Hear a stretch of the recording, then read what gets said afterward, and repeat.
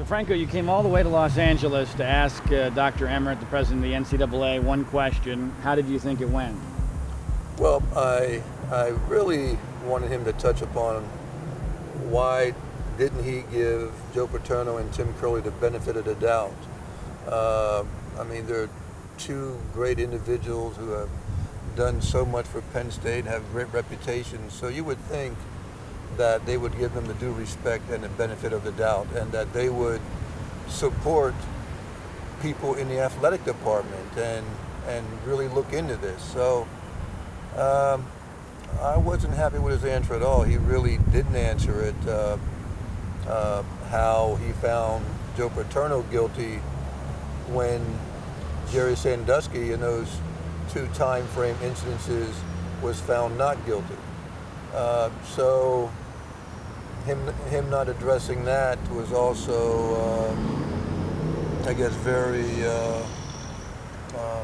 disturbing that he didn't get into that issue. So I found it amazing that he tried to claim that they didn't find Joe Paterno guilty, that they found Penn State guilty, that even though they were taking away wins from Joe Paterno, in his mind, that's not what really happened. That sounded like a dodge to me. How did you perceive it? I felt that was a big dodge on that one. To say he did not find Joe Paterno guilty and he said he took the games away from Penn State, but no, those were the games away from Joe Paterno and the teams of Joe Paterno. So it's interesting how they twist and turn different, I guess I want to say different phrases and turn it around. But one thing that really struck me very odd, when he said that we can agree to disagree, I probably have heard that from the Penn State Board of Trustees in the first 2 months that this happened, last November and December. I probably heard that 10 times from the Penn State Board of Trustees. They said the exact same thing that Emmert said. That was very odd and very interesting that the same phrase would be used. So, but I think it is interesting what he said. He took the games away from Penn State. So I think we need to take a look at that more. But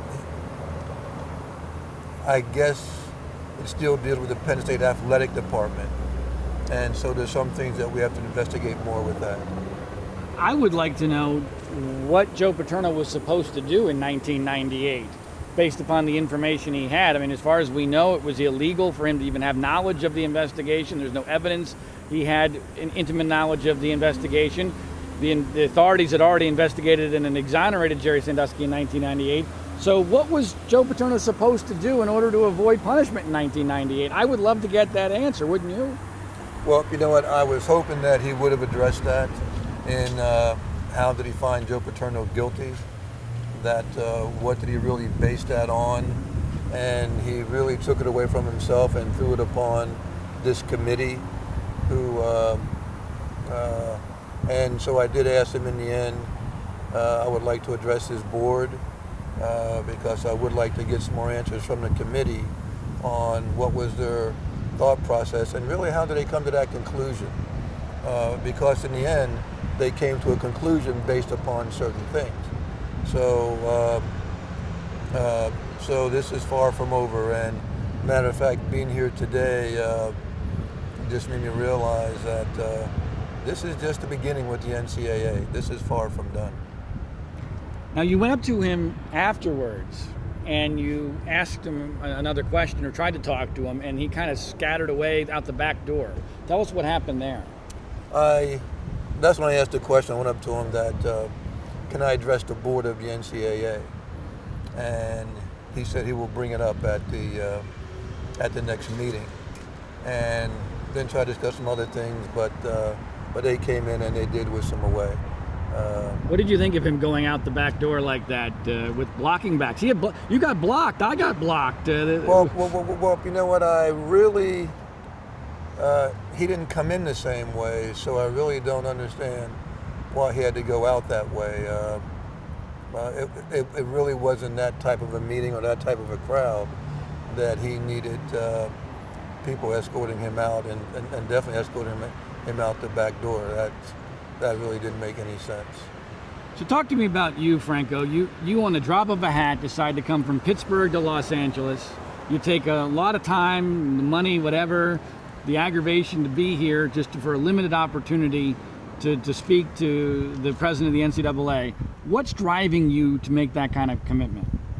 Well, it's one thing that we've really tried to get to from the beginning, is that how did it come to be that Joe Paterno got to be the focus and the downfall of this whole Jerry Sandusky scandal?